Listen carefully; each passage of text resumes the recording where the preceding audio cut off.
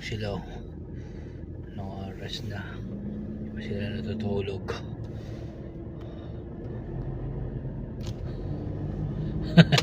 Tingin siya. Haha.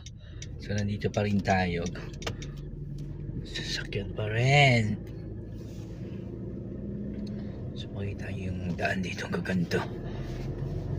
Grabe. Grabe ganda. So yan. Wait lang. Yun o, sinong mga nakakalam kung saan to? Ako. Hindi, ganda. Kaya pwede na ako dito kumanan. Kanan na tayo. Kasi pwede siya mag right side. Ayan. Bando. Ayan. Pinatay na yung mga ilaw dun. Grabe.